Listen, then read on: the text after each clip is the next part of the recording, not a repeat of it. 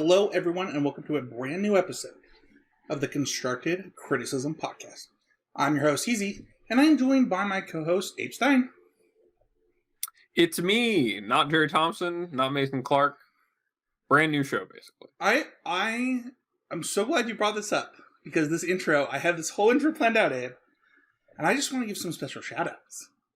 The first shout-out is to Jerry. Thank you so much for filling in for me and Abe at the last moment. Second to Mason, thank you so much for just getting stuff done. It's such a high quality to have as a person, to have that GSD mentality, Abe. Yeah. I mean, the amount that all of us do behind the scenes to make the show happen every week is a lot. Mason is a different breed when it comes to that. Mason he'll find out in the 11th hour that it's just going to be him maybe, and there might not be a show, and he'll be like, let me see if I can get arguably the biggest name in Magic podcasts to come hop on. Yeah. So huge shout out to them, and then shout out to you, the listener. If this is your second time listening to Constructive Criticism, welcome to the brand new show, I guess. We're your new main characters. It's such a jarring and strange adjustment, but hopefully it's a good one. Hopefully you're here to stay, you're going to enjoy it. Mason is on vacation this week. Abe was on vacation last week. I had a kind of rough family emergency. I appreciate everybody who reached out. I want to say that on the show. Just it was very kind of Mason to just, I don't know, I don't know that you need to tell people how bad it was, but I appreciate you did, because I got support I needed as, let me just say this. Old people get older, and stuff happens, and my wife's family situation is unique, and she had to leave town. Kind of literally asked me literally the day before we were supposed to record, hey, I need to leave. Can I leave? And I was like, I will always support you. You always do you. So thank you to Mason for the accommodation, and thank you to Jerry for filling in. It meant a lot. So, with that being said, the point of this podcast is to be always improving. We want to be better every day than we were the day before. And that's a tall task. You're actually not going to achieve it. I don't think we say that enough on this show, Abe. That always improving is an impossible goal. And holding yourself to the standard of actually always improving, it's not how it works, but it's the goal, right? It's that shoot for the stars and you'll hit the moon type of goal. Yeah, you'll improve if you keep doing it. Yeah. Speaking of improving, you got a really cool opportunity, and I want you to talk about it. Yeah, so my always improving moment from this week has been diving into the world of doing coverage. I was fortunate enough. Some things had come up, apparently on NRG's end. Mason's co-host for Sunday morning fell through. They had no one, but they had me. Mason reached out to me, vouched for me. Anurag, also I want to say big thank you to him, vouched for me as well, to do coverage for the NRG series, and that was a really, really huge opportunity, and it seems like I'm likely going to be doing at least one more booth with Mason as well down the line, because that one went so well, actually. Something that Mason and I had done a practice coverage match just one time previously, and just us in a Discord call hanging out, and he gave me some notes, and then was doing it live, and that was a really, really cool experience, early opening one, but also in kind of seeing this as something that I might do, might be doing more and more often, wanted to be better at it. I found myself going back and watching just a little bit more Magic coverage, going back, watching old feature matches, listening to them, and also just taking in some matches from old Pro Tours that maybe I hadn't gone back and watched. And it's just been a really, really cool exercise in seeing the game, not only through a different light of trying to broadcast it, but also just a good opportunity to go back and think through these games that I'm watching be played, that I might or might not know the outcomes to, uh, and like the big moments in them, and really just thinking about the game in a different light, while also doing a little bit of studying of some of the best to ever do it. So that was really my always improving moment from the last couple weeks. It's been really cool. I want to say thank you to everyone who tuned in or supported or said anything nice on Twitter about it, or gave me constructive feedback as well. And I'm hoping to be able to keep doing it in the future. But yeah, that was me this week. So you got to cover the legacy portion, and I was playing in a challenge at the time, so I didn't get to watch as much of it as I wanted. So like pull back the curtain a little bit. Um, uh, I've done Magic coverage for logo stuff, but I'm like the backpack stream. Like I'm actually making the stream, doing the transitions. I'm actually doing every single part, while also either doing color or Play by play. play by play. Thank you. And I actually find that I prefer play by play, like just personally, when I'm doing that type of stuff, because it lets me stay in rhythm. And I don't know. I just wanted to give you some advice that you probably already know, Abe, live on the show. I only watched the part that I said that I watched it on Twitter, but I actually plan to watch more because I plan to play some legacy challenges here in the next few weeks. But I actually think there is a specific GOAT of this that is underappreciated and often attacked, and that's Jeff Van Gundy. That if you want to watch, just watch Jeff and Mark. Like I actually think they're just the best duo in all of commentary. Yeah, for sure. I think there's like a lot to learn, and broadcast is so different from a lot of what I've done, especially in content, to be like making it work, and also having a not like how do you make this a duo dynamic. Even like this podcast, even when it has that, It's so very different. much two individual perspectives. It's so different to Yeah. be coming across unified and communicating the same thing together rather than communicating in contrast with each other. And I think that, not to get too in the nitty gritty about it, I think that Mason and I had a good division of things in terms of play by play and color when we came in. It was a good guiding thing. I think I probably stepped on his toes a good amount when it came to color, because that's the stuff that I love thinking about the big picture and seeing those things happen, and bring that out. But I think that once I settled in, I was incredibly nervous. Like the first round, honestly, going back and watching the first round, I was like, oh my god, I actually think I was so nervous. I actually think Marshall does a really good job of this, where Marshall is really good at asking questions to help color rather than answering questions himself. Yes, I think that Marshall is he's almost so good at it that you forget that it's his job. Like there are times where I've had players say that like, "Oh my god, I can't believe it's Marshall in the booth. Like, does this guy even know anything?" And it's like, well, he like A, he doesn't have to know everything, and B, he probably knows a lot, and also he's coming across He in a way he knows doesn't to know ask a the lot. question, right? Like he actually knows Yeah. this is an important moment to ask the question. It's crazy hard. Like I've done, we obviously our channel did RCQs in one case for Game Grid Lehigh. I've done them for Oasis. I've done them for other Game Grid locations. I've done them for even our podcast stuff, and like there is a real challenge of coverage and commentary that I think people under respect, that bring life to a game that would not otherwise have a lot of life. No, not at all. And that's really like it was so cool to be able to do it and difficult to do, and I think we did a good job. I think we could have done a better job, but like, the Cedric and P Sully are so good, that it's like, there's a reason they're so good, and they made hours and hours of like terrible footage watchable for all of us.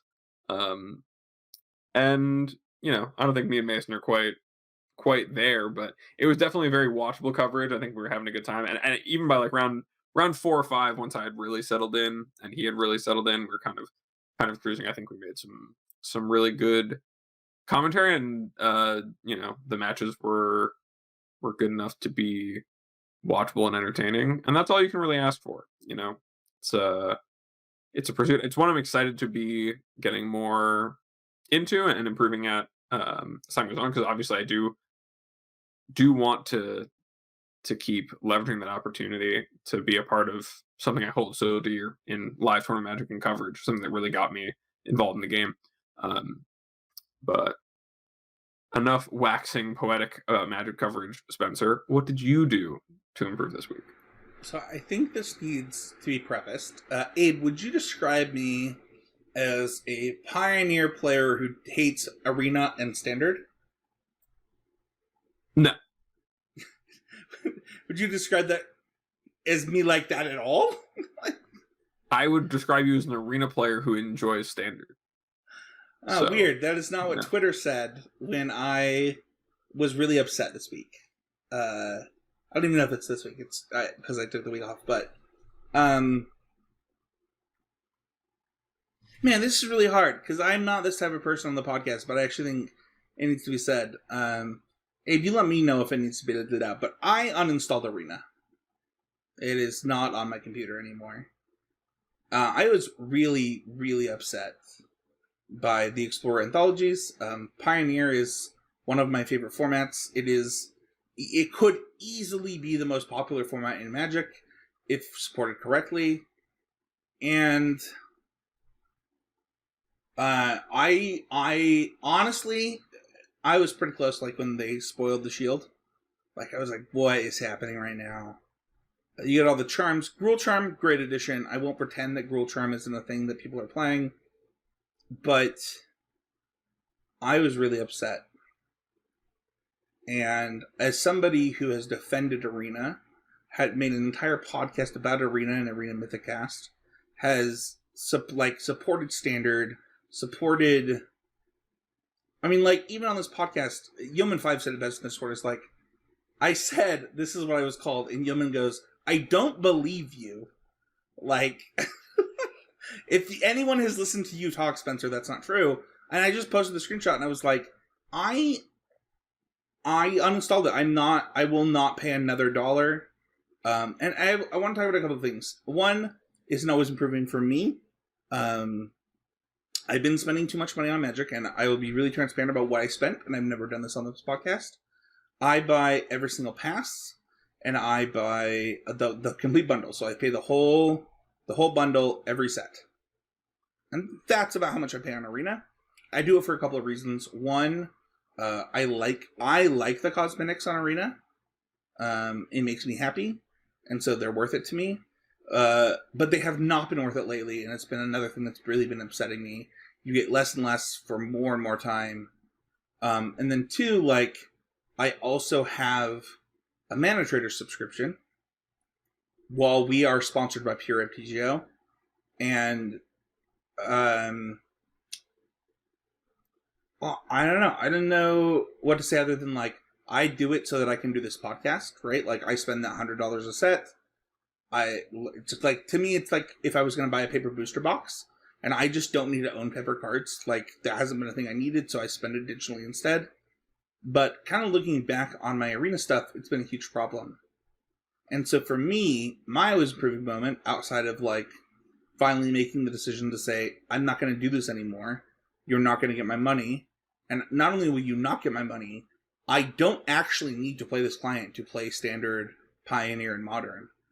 I have booted up MTGO and fully dedicated myself to it, and I have taken some lumps. And I'm going to give some examples. Starting at 1-0 in my first challenge back on MTGO, round 2, played against former co-host Quentin Pierce, and cast a Storm the Festival. And when you cast Storm the Festival on MTGO, for those who don't know, the OK and the No button are swapped as to what you would think they would be, because that's how everything else works on MTGO. And I hit the No button to put my cards into play and lost the match versus Quentin to start 2-0 in that still ended up with a winning record in that challenge. In my next Pioneer challenge, which was yesterday, I kept my hand of Flipland Mountain. It was either Flipland Mountain or Flipland Den of the Bugbear with my Llanowar hand, and then played my Flipland on red. So, listen, here's the thing. My most improving moment is I'm actually appreciative of this. And here's where the actual crux of this comes down to. Is that, one, Arena has made me really lazy. Like, actually really lazy. To the point where I think it might actually be hurting my results. And I think this is going to slow me down in a really meaningful way. To be decisive, as MTGO is heavy, and it's a lot to learn. But I also think that it will not hold my hand and make me better again. I love Magic Online. That's all I gotta say. I love it to death. It's so perfect. Can we just... It's playing the game over the board, action by action, with a chess clock, exactly as it's intended to be played. It's just... There's nowhere to hide. You do something stupid, there's no takesies backsies, there's no UI holding your hand. You just... Yeah, but the UI can hurt you. There's no reason for the OK and the no button to be swapped as how they are. Oh, absolutely not. It's a reading comprehension check. That's so crazy. Why is it like that? What's funny is we have a video on the YouTube channel. This is why it's the worst and why it's like a huge always improving moment. There's a video on the YouTube channel of me and Matt playing... he's playing Teamer Vehicles. And I don't remember what I was playing. Oh, no, I'm playing Mono Green. And he beats me with the Japanese Teamer deck. And, like, in one of the deciding games, I also do this before this challenge. Like, it's so unintuitive. And I also, like, help with UX, UI, like, as my job. It's so unintuitive, reading from left to right, that it's crazy. I cannot believe I still haven't. It's so bad. I mean... But... Did you really I didn't learn read it, though? I obviously didn't read it. And, like, that's my point, right? Is, like, one, Spencer, you didn't learn from your mistake the first time. And two, slow the freaking heck down.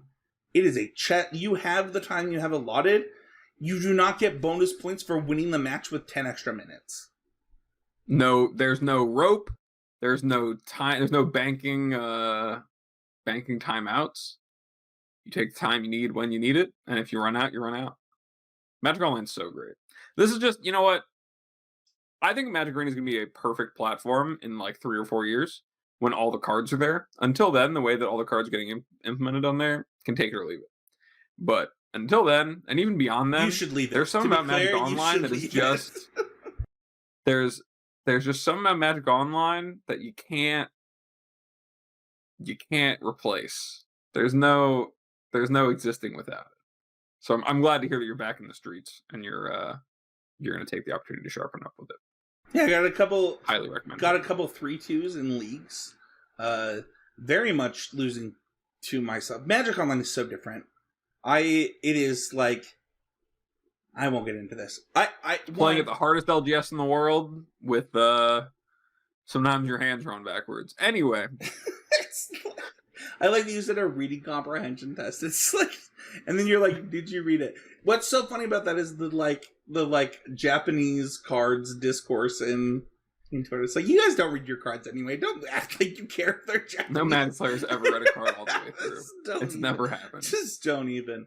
No Patreon shoutouts this week. If you want to support the show, head over to patreon.com/CCMG. You can listen to me and Abe talk about MTG Melee, that's not the right thing, Smash Bros. Melee, and how to use it to become a better banker. That's this week's bonus episode. Something like that. It's kind of what happened. It is an analogous to what happened. Yeah. There's also a bit on how to get the girl in there, too, so. Yeah. It's 6-2 and single, baby. Let's go. A couple things. The Patreon discount code is not working in the swag shop. I know why. And I don't know if I'm going to change it, and customer service has not gotten back to me. I misread how it worked. And it also means that if your Patreon question is read, you're not getting a special discount code. Because once again, their customer service is not... They were wrong. That being said, we do want to be moving to a new platform. That's soon. As soon as it's available. That is Mythic Gaming. and we had a playmat contest that we had announced. And one, I just want to say thank you. We've actually gotten submissions from a few people, and we discussed them internally, and we loved one. I think that I'll say this. I think that we really appreciate how much people love Mason, Abe, and Spencer. That's really cool. I don't think that we had considered that when announcing the playmat contest, that it would be about Mason, Abe, and Spencer through these people rather than the show and the brand. Because of this, and because of kind of some internal conversations, we're actually not going to do the playmat contest. We are actually going to release, and Mikey, thank you for telling me you want my playmat. We're going to release the playmat that I have. The Constructive Criticism, Always Improving playmat. For what it's worth, just if you are one of the couple people that submitted, this is nothing against your submissions. This is, we don't want the playmat to be us. And also, we already have a brand that we want to be promoting. Abe, do you want to say anything on this before I... Yeah, I mean, I just want to say that I was blown away by some of the level of, like, you know, thought and effort that was put into the submissions that we did look over. And they were great. And I think that really what this is just, we had an idea in mind and what we thought it was going to look like when we put it out there, and you all showed us that y'all think about things entirely different than we do sometimes. And it's not to say we won't do things like this in the future. Right. Or there won't be opportunities for like that. This won't be the only playmat, right? It's just the actual first CC playmat. Yeah. Yeah, and when we do, we'll probably, you know, we talked about it. Huge learning moment for us, you know, maybe put a little bit more guidelines and guidance for you guys to work with. Makes it a little bit easier on you. Makes it a little easier for us to align with the vision that we have where we want our playmat. But, you know, the classic Always Improving playmat is going to be a fantastic one to have and to use. And then, I again just want to say thank you to the people who did submit, because they were fantastic, honestly. Yeah, so. And I will say this, that like if you submitted, I will reach out to you when we do V2. Like we've decided we want V1 to just be like the logo, Always Improving, like a more generic playmat. But when we do like another special edition playmat, like you will be reached out to. We really, really appreciate it. With that being said, let's go on to the main topic, and it is a classic. We're talking about managing your resources, Abe. You know, you got your Acorns account, you've got your stock options, you've got your... Oh, wait, no. This isn't a financial growth podcast? No, we've got 4 resources here. Oh. Well, let's rewind. Let's talk about the history of the topic. This was like in the first 25 episodes of the show. And it was also the first time the show was ever posted to the mothership. And we have done this episode, I believe this is the 4th time we've talked about managing your resources.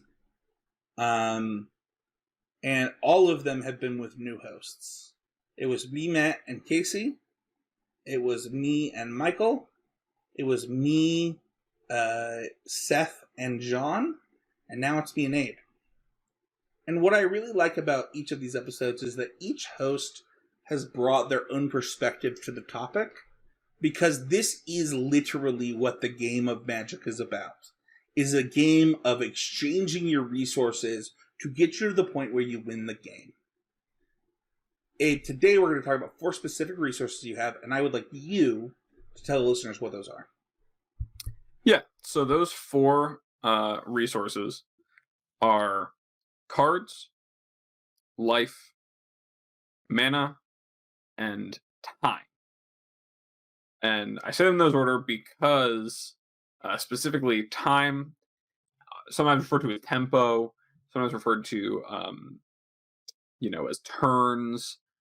Time is kind of this nebulous thing that we all fight over in Magic, kind of fought over with the other 3 resources. I don't know if you want to dive into what kind of Yeah. confused, I think, what Why don't those. you dive into that? So you've kind of just described time, right? It is the thing the game is about. I'll dive in. I really like what you said when we were making the show notes, and I'll steal this directly from you, Abe. You said time is the most important thing because what you're trying to do is eliminate your opponent's time and make it so you're the only one with time left, and that becomes what the game is about, and that you use the other resources to gain and subtract time in exchange for what you need to get to the end game, right? And if you think of game like different types of card games specifically, is how I looked at it.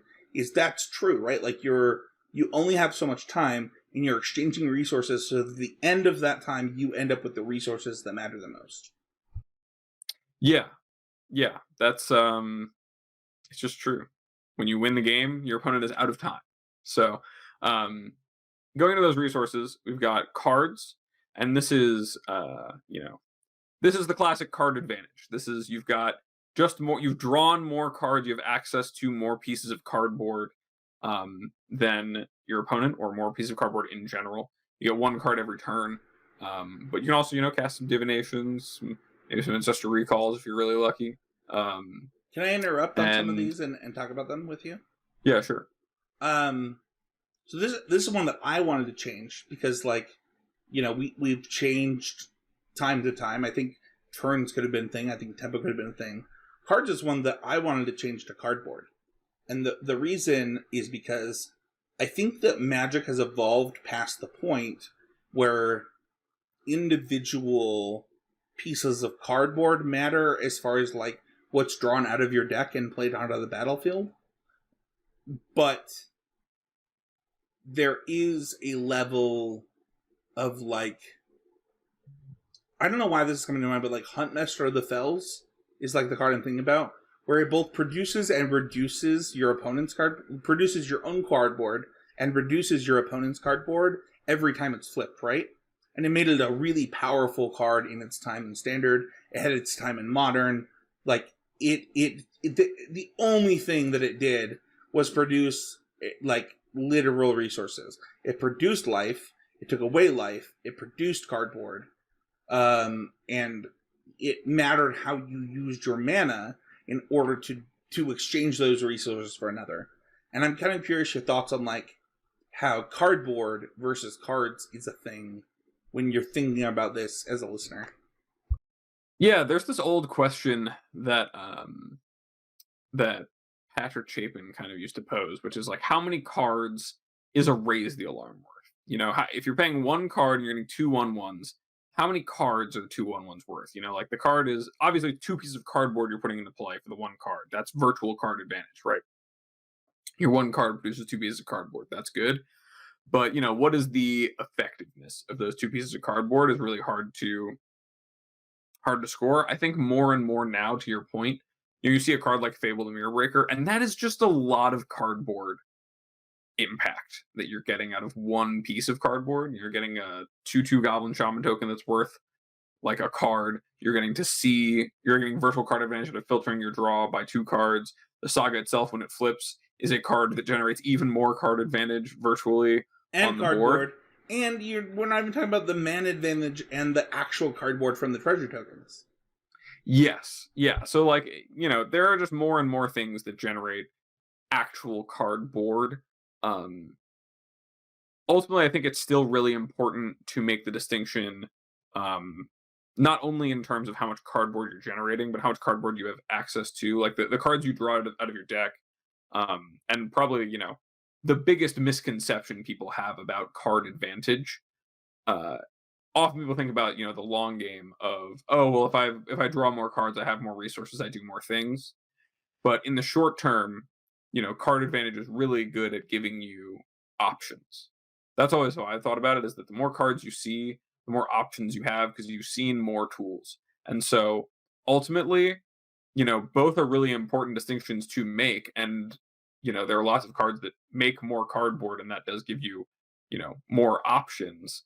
But you're never going to replace, you know, think twice, or divination, or like Jace's ingenuity, in terms of just finding the things you need when you need them.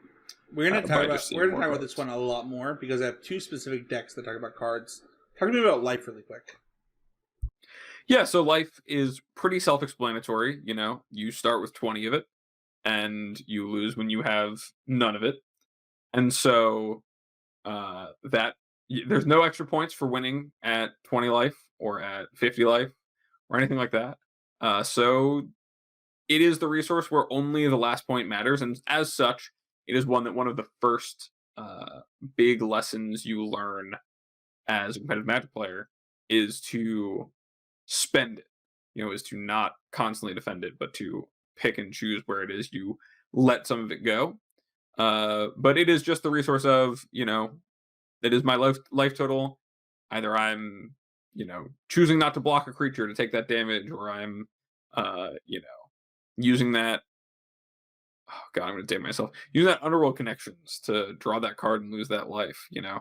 Taking those draw steps with shouldered in play, whatever it may be, in order to get another resource in exchange. It's the most often way you see it, but ultimately, yeah, life, just your life total, what you use until you use that last drop. Hottest of takes ever. If you're not a boomer, you don't know this take. But this podcast was always a Underworld Connections is the reason that Mono Black is good. It has nothing to do with Great Merchant of Asphodel, other than that it fuels your Underworld Connections. And anyone who thinks of it as a Great Merchant of Asphodel deck does not understand the concept of managing your resources. Anyway, That's a pretty cold take. That's just factual. I like that. I like that we disagree here. There was the basis. No, that's a cold take. That's a cold take. You're saying you agree? Yeah. Okay. Underworld Connections was messed up in that format. Oh, okay. No, people raged at us. We were Grey Merchant haters.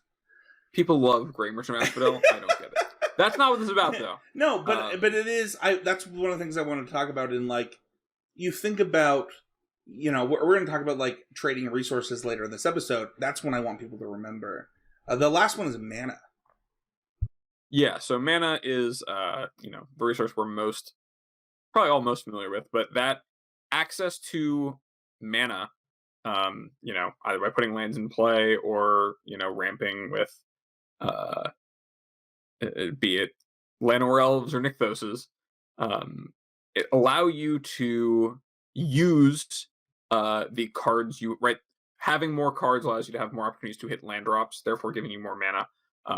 Allows you to make more of the time you have, and ultimately, it's what you need in order to use any of your resources. So it's really a foundational building block resource. It's probably the most intertwined of all of these with time. There was a moment in drawing up these notes where we thought about just having time cards in life, and kind of tying time and mana together. But that's because time's biggest thing, to us, is really that access to untapping your mana every turn is one of the biggest things. But to kind of transition into talking about time, and what it really means, time really is just, it is the everything resource. Every turn that you get to not only to get to untap all of your lands and all of your creatures, which is, that's you getting access to all of your mana again. You also get to draw a card, right? So that's you gaining a piece of card advantage incrementally, as well as you get the opportunity to attack or leave your creatures back to block, which is interacting on the life axis. And every turn you take, you get, all of the opportunity for these game actions, like making a land drop, or attacking, or using a planeswalker, or as more things get added to the game that you get to do, the more you get to do them with time, and ultimately, time is how you get to get the most out of, your cards and your mana, by using combinations of these resources to preserve that. And so I really just wanted to make sure it was said, kind of that linkage between mana and time, because every turn getting access to your mana again, in a lot of games is it is the most valuable piece of time, because it allows you to continue to bolster your position and leverage the advantages you have, or get more advantages to get. Honestly, further on. I'm in conversations with our editor to come back, Abe, and that would be the clip that I would have just given him for TikTok and for YouTube Shorts. Is you describing the way that time equates into all of these things each and every turn. And to me, like, as I listen to you talk there, you have to think, like, okay, well, one of the coolest parts of Magic is ways to break the rules, right? So Abe and Spencer have shown me through Abe's conversation here what a card is, what a piece of cardboard is, what life is, what mana is, and why time is important. Well, are there unique things for each of these? Oh boy, are there. Well, let's start with cards. There are two decks that came to mind that I think that people listening now will relate to, and I think they might also both be evergreen. I cannot see either of these things changing in the near future, but they are Dredge and they are Living End. You talked about, like, not just the number of pieces of cardboard that are in play in your hand, but you actually talked about the number that you see through your own resource, which is your library. And both Living End and Dredge have an ability to see the literal most. That's not really true when you think about, like, Charbelcher or, where you, like, actually just you're just flipping your deck upside down. But they are two that I think the listeners can relate the most to, as Living End is one of the best decks in Modern right now, and Dredge will be forever a deck in Modern, because anytime you print anything that makes you discard and draw cards, it gets a look-see here. I'm kind of curious, like, is this the most unique way to look at cards? And also, like, why is just seeing cards the thing that matters here? Yeah, I think that if you look at it, like, Dredge is definitely the biggest extreme, right? The whole Dredge mechanic, replacing your draw step to get a specific card back to your hand, but milling that many cards with the number, like dredging 5 for Stinkweed Imp is supposed to be like, the idea is, oh, you're going to trade the resource of cards in your library for, the Stinkweed Imp again. What it actually says is, if your cards in your graveyard can be treated as cards in your hand or cards you have access to because they all do everything out of the graveyard, then it's draw 5 cards. And Dredge is a deck that only really functions when it has a critical mass of these effects and is able to get all of its, all these things you're doing for free out of the graveyard are weaker than things you can do for mana, but doing them all for no mana out of your graveyard is very powerful and hard to interact with. So, it's what breaks the rules of, card advantage, I think, in the most obvious way. You're going to see so many cards, and therefore you're going to be able to do this thing that's very powerful, like flipping all these Narcomoebas over in Legacy, cards like Bridge from Below and Narcomoeba and Cabal Therapy, uh, all coming together to say, okay, well, I now have access to what I need to. But behind the scenes, do you know Mason's biggest miss in the Pick 2 set review? No. Oh, it might have been the first Pick 2 set review ever. But Mason and I were like, Hogak was Trey's pick.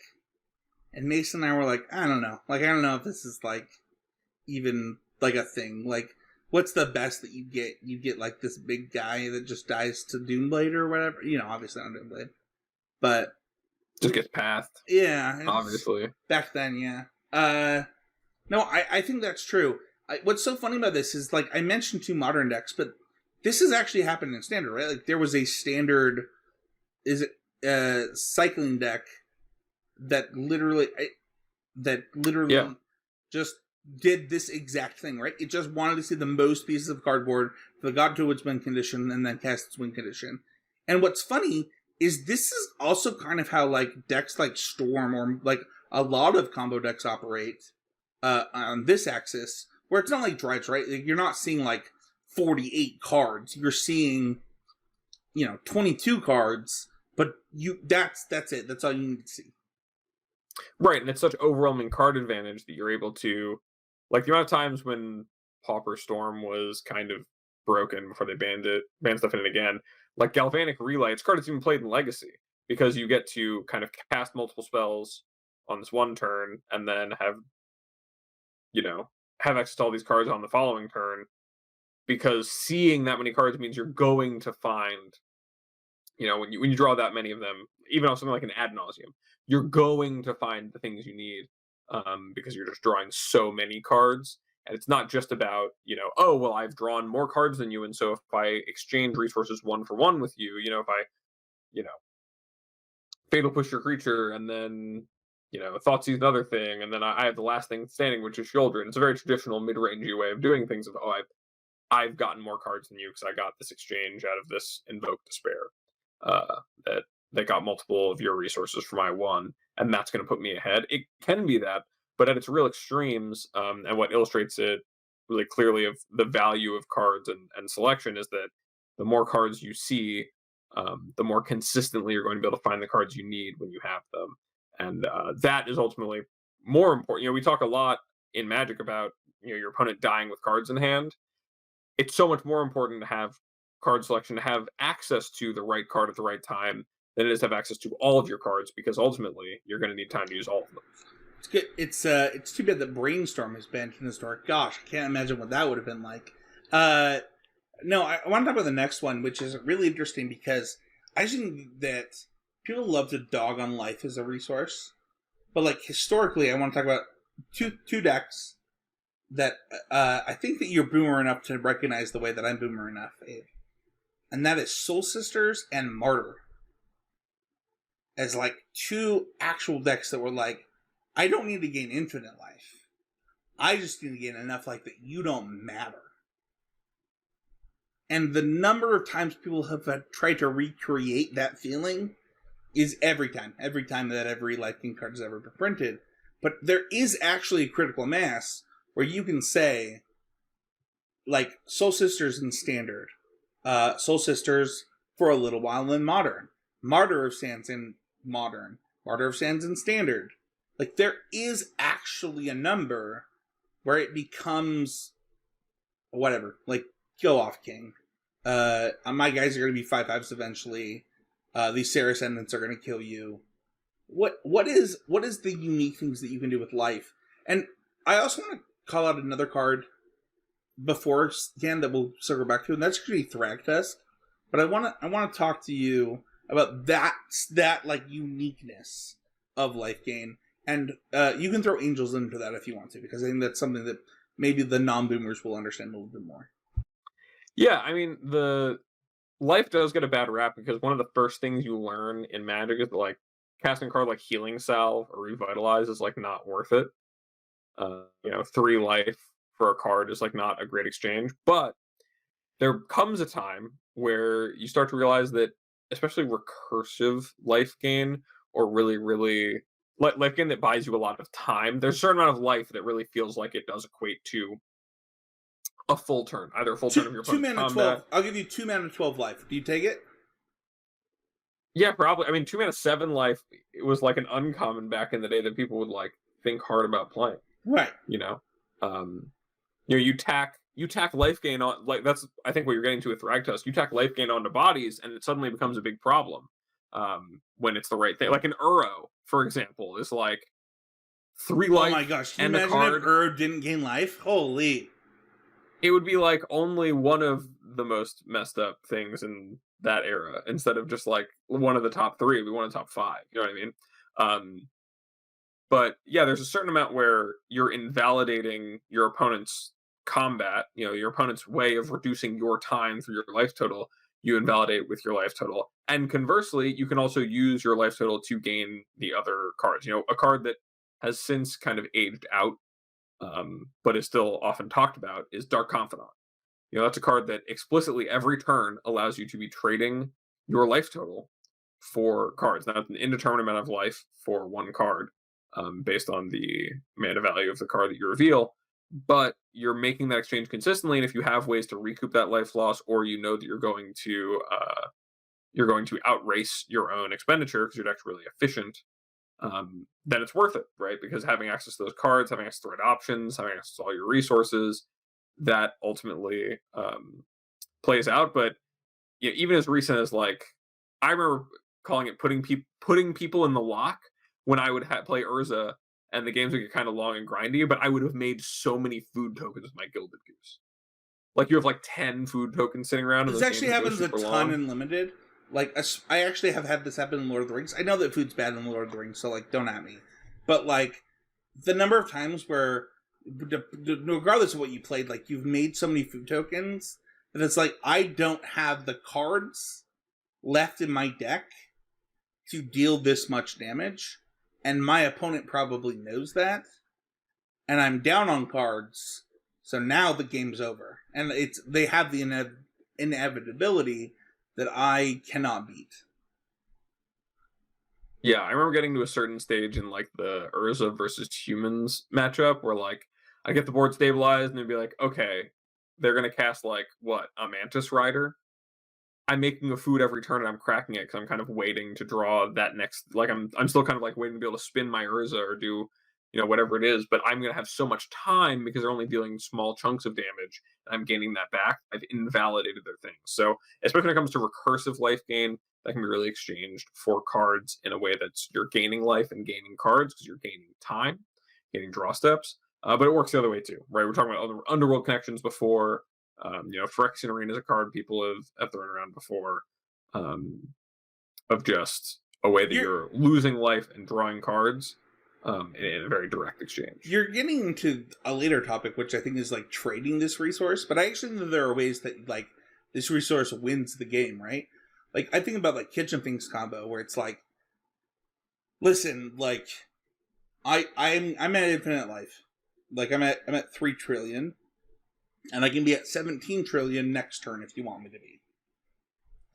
Then there are other decks, like you look at like Soul Sisters with Pride Mage, where it's like, listen, not only is this life gaining me life, but it's also like gaining me advantage. I actually think that the first time I ever hit Mythic on Arena was with Soul Sisters Mono White aggro. And people were like, Spencer, this is the least Spencer deck in history. And I was like, no, but that's what Arena is about, right? The Arena metagame is about time and life. And like, I don't care that these 1/1s don't matter as cards, because what they do matter about is in those other aspects, right? And, I think about back to the days of Soul Sister before Cobblade. This like, for Cobblade, I'm sure Abe remembers it, where like this was actually like a tier 1 deck. Like you would just win by playing, is it Felidar Sovereign? Where you had to be at 60? And it was like an actual good deck. It like won state championships, it won nationals, like it was a good deck. And but the thing about life that I think is a little bit different than cards and mana is everybody has a way to pressure your life, and depending on how your deck is constructed, they don't have ways to pressure your mana or your cards. Everyone has a way to pressure your life because that's the resource that's going to matter to win the game. Yeah, and I think it's important to point out there are some corners to this, like your life total can be, if you're playing against Mill, your life total can be your cards in library. If you're um playing against Infect, your life total can be your poison count. It's not always as linear as just your 20 starting life total. It is your, count of resources towards losing the game. And also that matter in this game. Yes. And also it's that you don't have to be gaining or losing life or making that exchange for life to be a resource that really matters. Because inherently, how many times have you played a mid-range mirror, Spencer? And because you were able to get those early attacks in, it changes the way your opponent's allowed to play. Like your life total, the implication of you being close to losing because of your life total does start to impact the way that you're able to get more advantageous exchanges out of your opponent. I actually want to talk about this. You asked me a really important question here. Abe, do you know what my favorite deck I've ever played at a PTQ is? This will surprise maybe not even Abe. But I actually have been anti-Dark Confidant in Jund long before everyone else. And I played 4 Lotus Cobras and played a Thundermaw Hellkite build to beat Lingering Souls back in the day instead of Dark Confidant. Because I believed mana was the important part of Modern. The only deck that I lost to was, Abe will love this, was Jeskai. The whole day. I lost to Jeskai. I was told my opponent was on blue-white. They cast Lightning Helix on my Lotus Cobra, and I was like, I don't know how I'm going to win. Like, I actually am shocked. But the thing is that this is the dichotomy, right, Abe, that you're talking about here, where this microcosm of not just your event, not just this moment, but like you have to decide what resources your deck cares about and what resources matter here. Yeah, and also, even beyond that, your life total is something that is always in play to be considered, not just in terms of cards that gain you or lose you life, in terms of how it is that you're managing your life total constantly such that you don't have to exchange the resources that you have in play. Like, you don't have to chump block that creature, or you can make an attack that your opponent has to block in a certain way because of the fact their life total is low, or the implication of them dealing damage. Like, for you, having Thundermaw Hellkite in your deck means that your opponent, once they know about that, they can't just go to 5 or 8 even, right? Because they know that if the Thundermaw, like if they don't have an answer to Thundermaw and they tap out and they're taking Thundermaw plus a Lightning Bolt or whatever, the game's just over. So that implication can really be leveraged, not just in terms of, it's good. Like, if you're gaining more life than your opponent can deal you damage, that's obviously invalidating their things and that's giving you advantage. But um, your the implication of whatever's going on the board, even if no player gains any life at all or loses any life to any of their cards, it is a resource that's in play. Let's talk about mana. Like, there are unique ways to use mana. I actually jump off of this. I'll go first. Tron gets a lot of hate. Like, so much hate. And I think that people just like really don't like the idea that like you assemble Tron and you get this mana advantage. But I was actually watching Mason play on stream, and he was playing mono green Tron splashing blue for Academy Ruins to bring back Mindslavers. And I watched him play a game where he mulled to either 3 or 4, and he talked about the game and like he played through, and at the end of the game he's like, I would literally pay you money, Mason, to like, he wins the game, and I was like, I would pay you money to recreate this. Like, let's go to your Moto replay, like, let's do it. And maybe I'll force him to do it. Maybe I'll just like, I'll give you like X dollars. But one of the really interesting things about mana is that there are a couple ways to use mana. One, there's that way, right? Like where you're abusing your mana. Tron is an obvious example, but like, I think Rampant Growth or Wild Growth or all of those ramp effects that we've talked about it is a unique thing that green does to its advantage to make the game about this, to both reduce time, use your life as a resource, and then in some cases actually gain card advantage with things like Cultivate. And it is why green is my favorite color, Abe. I'm kind of curious as like a blue-red X-Mage, how you feel about green's ability to do this, and how when the other colors get to do it, or the colorless decks get to do it, how it's so unique and annoying. Or maybe not annoying, maybe it's just a fun part of Magic. I mean, I would say that, I really want to avoid talking about things like Tron, because they kind of break the rules of traditional. Isn't that the traditional point of the topic, though? Like, that it is unique? It is unique, but I think that if you're in trying to understand, the value of the resource, at least to me, I want to make sure that I'm giving example. I'm not saying it's like a bad example. I'm saying I want to avoid speaking on it a lot in terms of Tron specifically, because it is something that you're getting disproportionate mana advantage from cards you're investing. Really, to me, the value of mana is just the ability to use the cards you have with the time you have, right? You're using those two things together in order to leverage cards, which is why, like to your question, green whenever, right, you look at the tireless tracker format in standard, where green had the best card draw and also had, you know, Was that a that bit wasn't of the the that mana. wasn't Mystic Elves, was it? No, no, that was tireless tracker. It was the band company deck. Okay. Well, you actually bring up an interesting point to me, and I'm actually kind of curious. This is not in the show notes, but if you were to describe like the most unique way to use mana as a resource, and I gave you uh, High Tide, uh, 12 Post, like any Primeval Titan deck, or like Farseek decks in the standard, which, like, how would you rank them from like most unique, interesting, and like caring about the importance? I think that of those decks, which I would want to give as the example of how mana is used as a resource and used, not necessarily abused, I think that I would stick to like the Farseek decks That's using the or the Primeval resource. Titan ramp decks that's using the resource, because I really think it's important to understand how they work these resources work in a fair way before you really consider how they work in an unfair way. You know, like I think that you look at like a Farseek mid range deck. It's like I'm taking my turn two and spending a whole card on turn two to make sure that I'm accelerated to having my 4 mana spells, because that's important enough to me to spend my time on turn two and my card on turn two to make sure that on turn three I can cast a 4 drop, or on turn four I can cast a 5 drop. Going 2-4-7 by spending cards is fair, is what you're saying.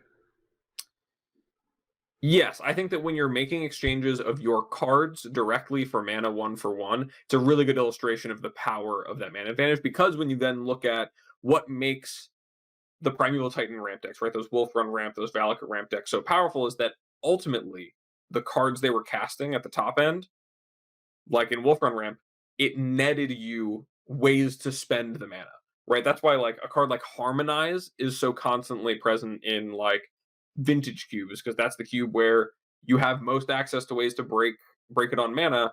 And when you're able to do that in green and then also draw cards in green, you're able to spend cards getting ahead on mana, then have a card that recoups you cards to be able to cast more spells.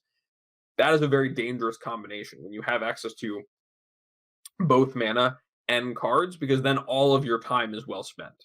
You're always going to be, every time you're getting that untap, you're going to have things to do with it, as opposed to I've spent all my cards on mana and now I'm looking for something to spend this mana on. Um, and so I really tend to like to use those examples just to make sure it's clear, like the way that mana ultimately is used like best as a resource to have in abundance in terms of just these pillars. It's either to be casting things that are much more powerful than your opponent's casting in general, like you could ramp into Emrakul or what have you, or that you're able to do more things in a turn than your opponent and make the most of your time, which is happening, right? You're passing turn every turn, you each have the same amount of time, but you're getting more out of it because you're able to spend more mana and have more time with your resources deployed. It's so funny because I would describe Primeval Titan as a fair card, and I would describe Amulet of Vigor as an unfair card. I think that's true. Yeah. And like, I think that people miss that sometimes. They think the problem is Primeval Titan, and it's like, no, that's you could make 100 Primeval Titan decks that are completely fair on the exchange here, but the second you introduce Amulet of Vigor into the equation, it becomes unfair. So I'm kind of curious. The last two decks that I talked about there, right? We talked about Cloud Post and High Tide. For those who don't know, these are decks that abuse the mana system. Like that is the entire point. Yeah, and those decks I think are ones that they're leaning. Same with Tron. I think they lean more towards the end of I'm going to use my disproportionate mana advantage, right? I'm going to use few cards to generate a lot of mana. Only I'm going to have like these islands in play, and then cast multiple High Tides in turn, untap them, keep generating a ton of mana, and do something really big. Or I'm going to have these Cloud Posts or these Tron lands, whichever we're talking about, and then I'm going to generate a ton of mana and cast a big colorless spell, while only having 4 or 5 lands in play. Those are kind of the two sides of the same coin in terms of abusing the mana system, to use it to just have a huge mana advantage that then lets your threat that costs a lot of mana be the defining piece. So you don't need, in that case, a lot of cards. You're skimping on cards, but still abundant on mana because of the restriction of, oh, it has to be cloud posts and locuses, or it has to be that you're casting some big colorless threat, right? Those are kind of limiters that are placed on you. But I think that when you look at mana in a more traditional sense, it's right. What makes Primeval Titan and Amulet Titan like busted is that Amulet of Vigor lets you skip on time. The cards in the the bounce lands have the come into play tapped, return a land like piece on them, and all of that is negated by the existence of Amulet of Vigor. Right now, you're able to use the mana the turn immediately. So now these cards are generating more mana, and then you're able to like have your Primeval Titan is actually you're using it immediately because the lands come and play tapped and untapped. So you're skipping on time in a lot of steps because of Yeah. Amulet, as opposed to Primeval Titan, which is just the threat. So We've I ta- think that no, go I ahead. just wanted to say I think that that's an important distinction to make, and why what you're saying is true about why is it that Amulet of Vigor is the unfair card as opposed to Primeval Titan is because that's the card that's skipping a step on time. Yeah, I think you've actually transitioned us really well into our next point on this topic, which is actually trading resources. And we've talked about this in like a few ways, right? Like we've talked about cards in your library for your cards overall for time or for speed or whatever. We've talked about Primeval Titan and its ability to, along with the right combination of cards, cheat on different things. And I think that there are a few ways to talk about like trading resources. Um, I want to go to a really basic example. I'm going to reverse order and think about mana. If there is not a card that doesn't trade time and life for mana more than an explosive vegetation, I don't know what does.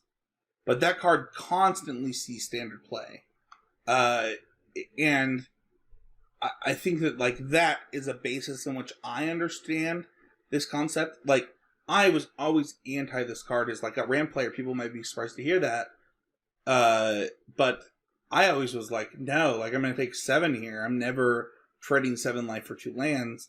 And then the first time that I played a tournament with both Rakdos' Return and Sphinx's Rev in my deck, I was like, oh, Explosive Edge is busted. Like, what are we doing here? Uh, I don't know. Like that's the first one that I think about trading things. But there are other ways, Abe. Like you think about uh like trading mana for cardboard and like Llanowar Elves. How do you consider this dichotomy of like I'm gaining this resource for this resource? Yeah, I think that ultimately it comes down to it. It really relates back to what we said in the beginning about time. I think that ultimately all of your game actions you take are to make the most of your time compared to your opponent's time, or to reduce your opponent's time. Right, like a deck like Burn trades just mana and cards for the opponent's life, and that is ultimately going to take away all of their time. Right, that's the only two. That's the only things you're worried about. You're worried about having lands and having burn spells. Right, those are exchanges that really matter.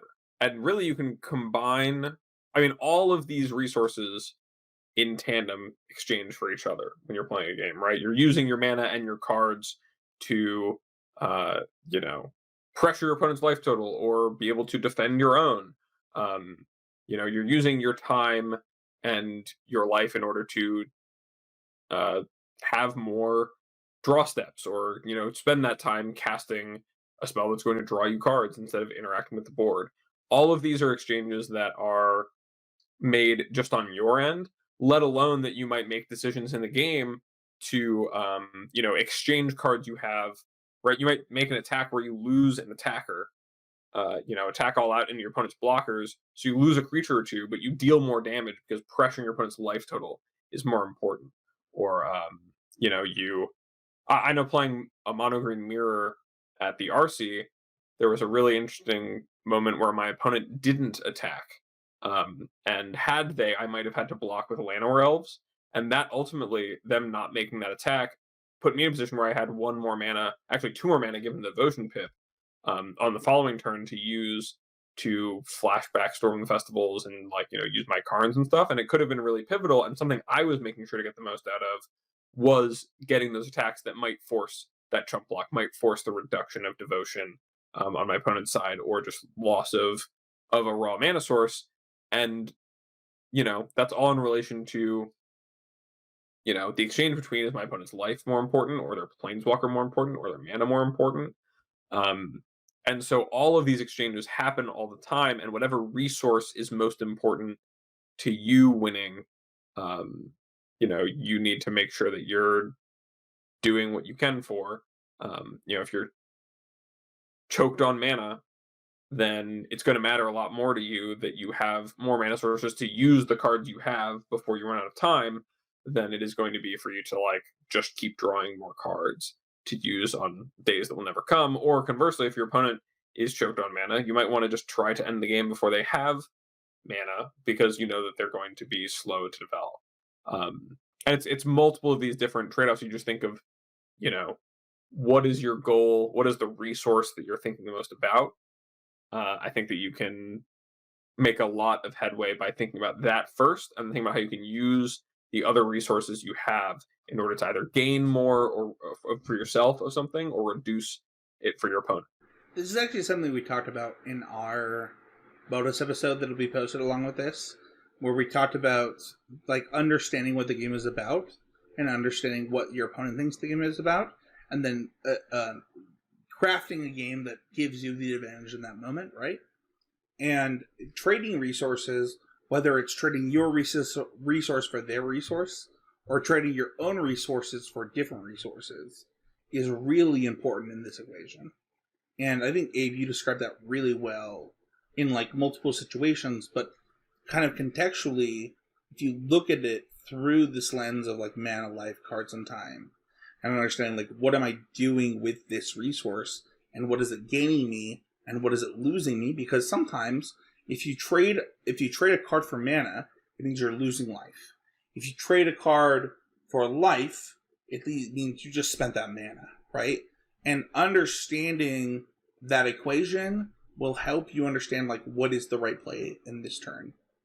And then I will equally say that the next point is like, what does matter right now, right? Like, I have identified how to use my resources. Abe, how do I identify which one matters right now and in this moment? I mean, obviously it depends on game to game, but I think that, many of us are familiar with the feeling of not having enough mana, and therefore, needing to hit land drops, needing to have time to cast spells, and so that can be what's important. Or having the converse effect of, I have a lot of mana and nothing to do with it.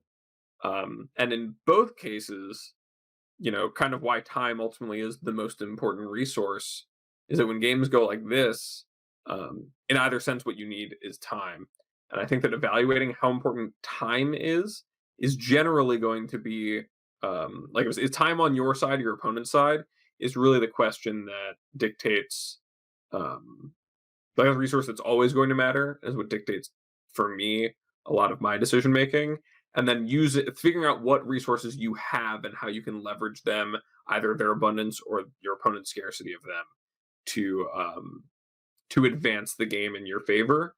Like, if your opponent is low on cards in hand, then you can probably afford to just try to take some 1-for-1 interactions. You might not otherwise make some trades that you might normally avoid, because they're going to, keeping the game small, you're going to know that they're going to not have the resource to keep fighting, and you're going to have more than them. You're going to be able to overpower them. Conversely, if your opponent has a lot of cards, then maybe you need to play a little bit more cautiously and get more time to have your own resources to fight back with, or develop more of your own to use if it looks like they're firing on all cylinders. So, to understand when that resource matters, it's really about figuring out what you have, what they have, and then what your goals are for that game. If you love this topic, you want to hear more about it, don't forget to leave a comment in the YouTube section, or just let us know in the Patreon Discord. We got tons of conversations going on there all the time. Speaking of which, we have a Patreon question from Nicholas, who says, What are your thoughts on a Dark Horse deck in Pioneer or Modern that is a card away from being top tier? Abe, I'm going to let you go first.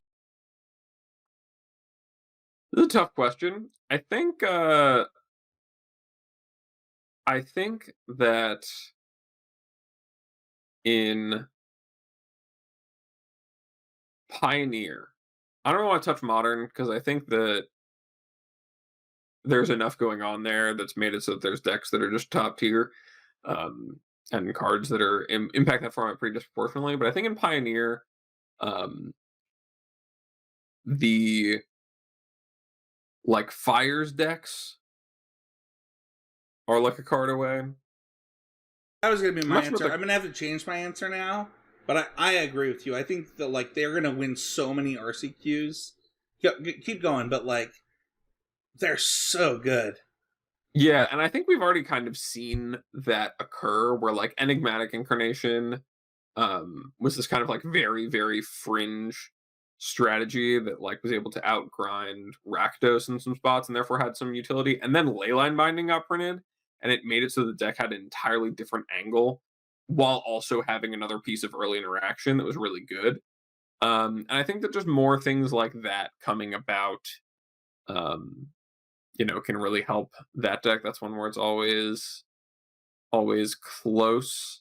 I can also see the right kind of card make it to like a hammer deck in Pioneer could be good, but that still struggles from the issue of Fatal Push being the removal spell in the format. Yeah, I think honestly, like if you gave like fire stacks like the way that they're built now, specifically like any of the Urion versions, like a 1 mana deal 2 ETB enchantment that like sacrifices to like I don't even know what it has to do. Like it could be 5 mana, like just some bullcrap mana because the fire's an invention, right? Like that would change the whole deck where like it already has a good green matchup, but it would make the green matchup free, but it would make the aggro deck so good. Like where it's like, oh no, we have this thing. Because like Chain to the Rocks is good, but like it really forces your mana in like a really specific direction. Yeah. That I think is bad for the decks. Like they're good, but like it is a cost there. I've said for a long time that I think that if Blue White and Pioneer had Think Twice or Azorius Chancery, either or, it would be Chancery or Charm? like Oh, Chancery. Charm is legal. Yeah. There's no Azorius thinking- Charms in Pioneer? Yeah, that's not very good. Oh, The reason I say Think Twice is that actually the flashback is so important. Like having multiple ways to use your mana on different turns to just get a card ahead would mean a lot. That we actually like hit your land drops and find your spells, something that has a problem with. Which is why I also think that the blue-white bounce land would be really, really good because there are just a lot of times where like you want to play fewer lands, but you need to play more lands because their density is just like weird. This is actually similar to my answer. I actually think that like blue-white control in Modern is often 1 to 2 cards away from actually being tier 1 again. And I don't know that it needs to be blue-white. Like, I think that, like, people really have gotten off of, like, Esper control or, like, even Jeskai control. And, like, they're, like, trying to play to the board a lot. I do not believe that, like, I do not believe that with Counterspell and with the cards available that blue-white is that far off from being, like, good again in Modern. But the thing is like it has to be the right thing. And like the problems with the deck become you're trading the wrong resources for what's going on in the format. And so either the format needs to change or like they need to give you things that give you the right resources. But I don't think that's that many cards off. Like I don't think it's that hard to like build a Chalice of the Void blue-white deck that can be good. So that's my first answer. My second answer is actually in Pioneer. I think that like just the this is gonna bug people. I think like blue-red decks are really good in Pioneer. Like this was on Threads the other day where somebody was like, "Hey, which of these decks should I play?" And one of the decks, it was actually Michaela, one of my co-host on. Or even the cast we're not recording right now, but like She's like, which of these decks should I play? And somebody was like, you should never play Indomitable Creativity. Like, that deck's bad. And I was like, I don't agree with this. I think that there is, like, an actual problem in Pioneer where the best blue-red deck between a lot of decks, and I think I actually include more than other people, between Turns, Phoenix, Drakes, and Creativity are the best week to week according to what you expect and the metagame, and you have to pick. And I think that's a problem for the deck. But I think the deck is like, I mean, even just Creativity might be like 1 to 2 cards off. I just don't even think it's that close. I think blue-red decks in Pioneer are the closest to just being the best deck by a substantial margin.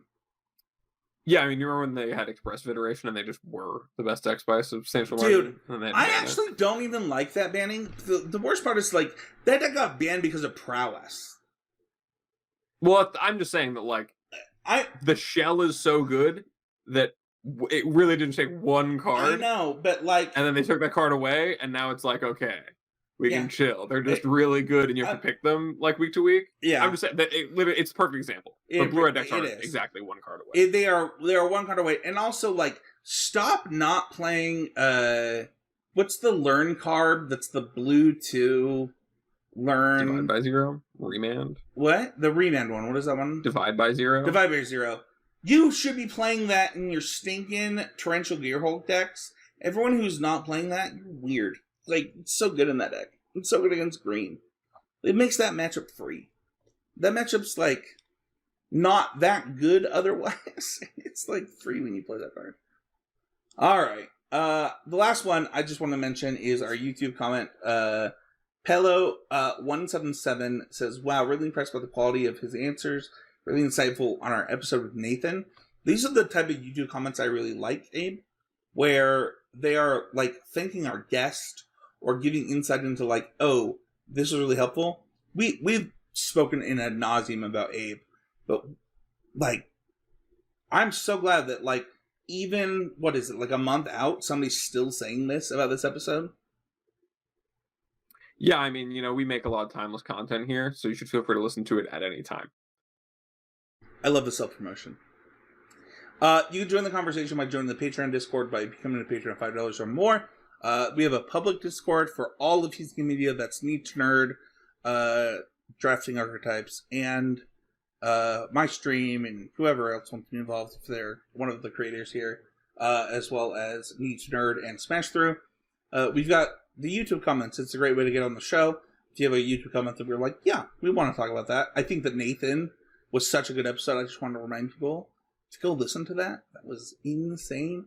You can follow us on Twitter at CCMPG. You can check out the Drafting Archetypes podcast by Sam Black. Like, sub, and review, and comment. We got a great review on iTunes. Where can we find you? You can find me over at twitter.com/morenothings. I'm not part of the great exodus from Twitter, as many people are parting in Blue Sky or Threads or whatever these things are. I probably won't be for quite a minute, so don't worry about it. You can also find me, if you clamor enough on the internet about how you want me to keep doing coverage for the NRG series, you can find me doing that there more. Otherwise, you could have found me 2 weeks ago from rounds 1 to 5 with Mason, and hopefully we'll be able to find me doing NRG coverage for the next NRG as well. You can find Mason at Mason E. Clark on Twitter. He also does an article every week on Card Kingdom. You can find me at Spencer13H on Twitter. I've been tweeting a lot less. I'm on Threads at the same thing. Threads is great. Can't wait to see them update it. Yeah, I'm not taking anybody in Magic coaching right now, but you know, if you are interested, shoot me an email. I'm not unwilling to talk about it at spencerhalmond@gmail.com. Hey, what did you learn this week? What did I learn this week? I learned a lot about coverage. Honestly, hearing you talk about coverage and hearing you talk about sports broadcasters, good stuff. Yeah, Jeff Van Gundy is great. I cannot believe ESPN let him go. They're actually insane. That's a huge mistake. It is similar to when SG let Hector Sullivan go. It actually makes no sense. I learned an interesting thing this week, just kind of talking about the. I learned that I understand more about managing resources than I initially thought I did. This topic was broader than we had in our show notes, and I think that we both did a really good job of like expanding on our understandings of individual parts, and whether it's cheating on the resource, whether it's changing the resource, it is gratifying to know that you know more about it, but also like, okay, am I using this to my best? Like if I go play a league, for example, with Mono Green tomorrow, do I actually have the mental capacity to understand what I'm doing and why I'm doing it? So thank you everybody so much for listening. Shout out to Mason. I hope you're enjoying your vacation. And shout out to Abe. Thank you so much for joining me for such a long time today. Let's do this bonus episode plus this. You're great, man. Love it here. It's worth it. I'm a pretty okay guy. Bye.